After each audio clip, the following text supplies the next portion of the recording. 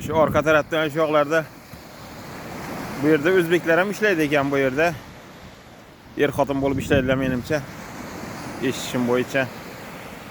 Mana shu orqa taraflardan shu mehmonxonalar bor, mana shu dengiz bo'yidan shu yoqlarda yotib mana shu mehmonxonalarda ishlasalar kerak o'zbeklar, o'zimizni vatandoshlarimiz. Mana shu yoqlarda orqa taraflarda mehmonxonalar ko'p. Boya kelayotganda ko'rsatdim.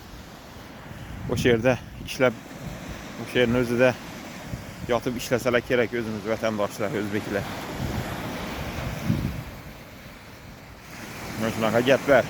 İctimai tarmoq foydalanuvchilari va obunachilarim. Kelganlar bo'lsa bu yerga Zlatniy Peski degan joyga, Varnani Zlatniy Peski degan joyga, mana shu plyajga, Qora dengiz bo'yiga kelganlar bo'lsa kommentariyada yozib qoldiringlar. Kelganlar bo'lsa.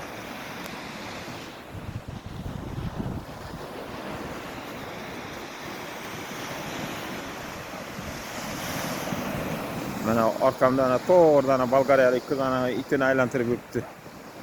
Oq kuchugini. Mana shu to'g'ridan. Ha, shu to'g'rida ko'rinayotgan bo'lsa.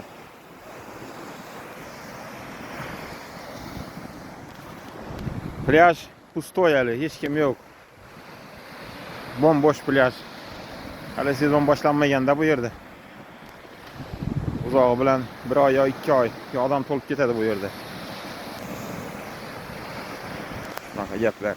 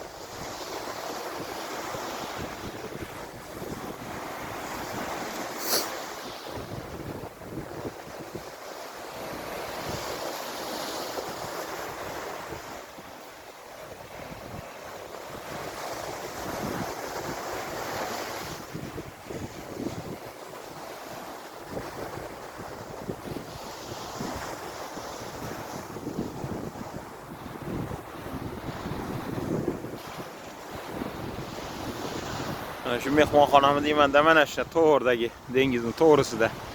Mana shu yerda ham o'zimizning o'zbeklar vatandoshlar ishlasa kerak shu mehmonxonada deb o'ylayman. Menimcha